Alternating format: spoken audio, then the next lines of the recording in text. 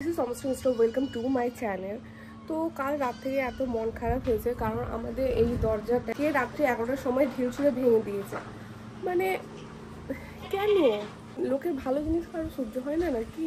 না এই জিনিসটা ভালো লাগছিল দেখতে বলে মানে সবাই কাটছিল গায়ে। তো যাই হোক বাদ দাও, কাল রাত্রি 11টার সময় মানে তার আগে নাকি দু তিনটা অ্যাটেম্প্ট নিয়েছে, ওই দিকের ছাদে 2-3বার ঢিল ছুঁড়েছে। অত আমরা বুঝতে পারিনি, কিন্তু যখন এটা ঢিল ছুঁড়লো ভাঙলো একটা আওয়াজ হলো, তখন আমি 10:30 অবধি ছাদেই ছিলাম। কি বলবো, তখন এটা ঢিল ছুঁড়লো, এটা একটা আওয়াজ হলো, তখন বুঝতে পারলাম যে মানে প্রথমে আমরা ভাবলাম যে জিনিস কিছু পড়লো বোধহয় উপরে, কিন্তু উপরে তেমন জিনিস নাই, কি পড়বে। তখন দেখতে এসে দেখি যে কাঁচ ভেঙে দিয়েছে। মানে আর 10:30 অবধি আমি এখানে ছিলাম। মানে লোকের জিনিস ভেঙে কি কি আনন্দ পাওয়া যায়? একটা সাময়িক আনন্দ পাবে, কিন্তু কর্মা কাউকে ছাড়বে না। কর্মা উইল নট স্পেয়ার এনিওয়ান।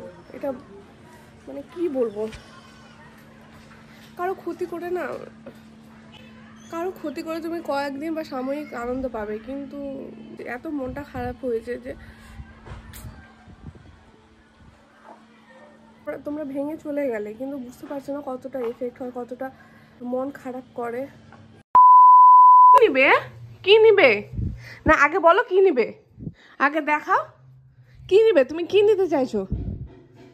হ্যাঁ লিপস্টিক, সকাল সকাল লিপস্টিক কেউ নেয়? হ্যাঁ ও আমার হাতে আছে, এ না কি করবে এটা নিয়ে? কোথায় ভেঙেছে রে? ওখানে। কোথা থেকে ভেঙেছে? ওখান থেকে, বাইরে থেকে? বাইরে থেকে কিভাবে ভেঙেছে? কেমনে করে? ওইভাবে ভেঙেছে। এখন আমাদের বাড়িতে সিঙ্গারা হচ্ছে, আমি এখন সিঙ্গারা বানাবো, তো সেই জন্য আমি এখন আটা মাখবো। আর আমার সাথে আছে আমাদের ঘন্টু চুনু।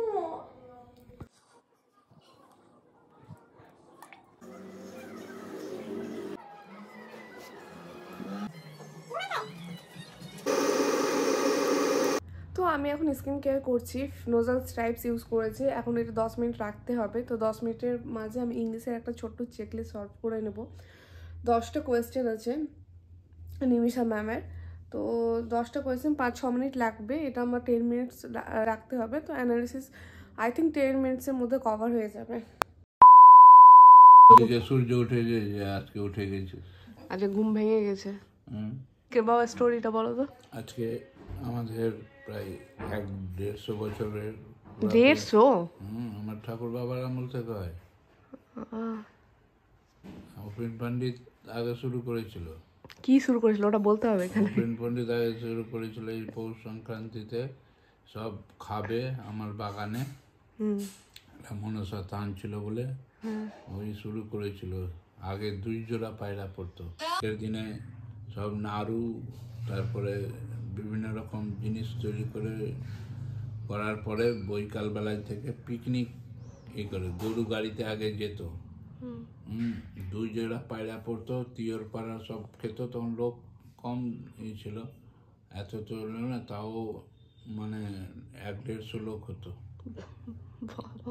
আর 2 জোড়া পায়রা পড়তো, মানে লটারির মতন কার ভাগ্যে 1 পিস পায়রার মাংস পড়ে যাবে। ভাত ডাল একটা তরকারি হতো, আর ওই পায়রার মাংস।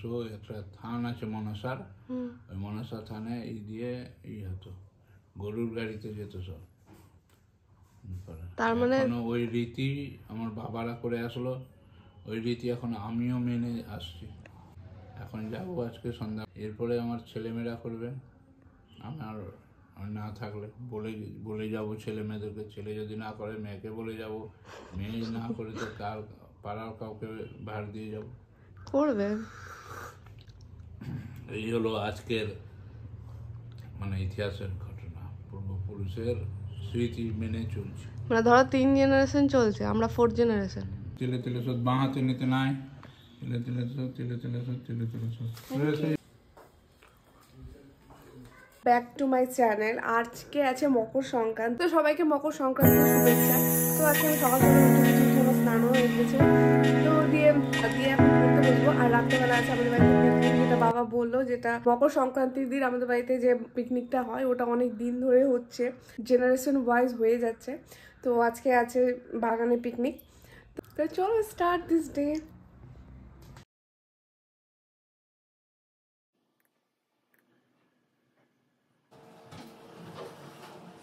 এখন করবো ম্যাগি। ম্যাগি আমি প্রায় অনেক দিন পর খাবো, প্রায় 1.5 মাস। ওই চাউমিন যে করেছিলাম ওইটাই লাস্ট খেয়েছিলাম, নুডলসের মধ্যে ওই চাউমিন যেটা করেছিলাম ওটাই লাস্ট খেয়েছিলাম, প্রায় 1.5-2 মাসের মধ্যে হয়ে গেছে। মাঝখানে আমি ডায়েট করছিলাম, আজকে বলা যায় না ম্যাগি খাওয়া একটা ফিলিংস হচ্ছে। নাই ম্যাগিটা ঘরে ছিল না, স্কুলের কাছে নিয়ে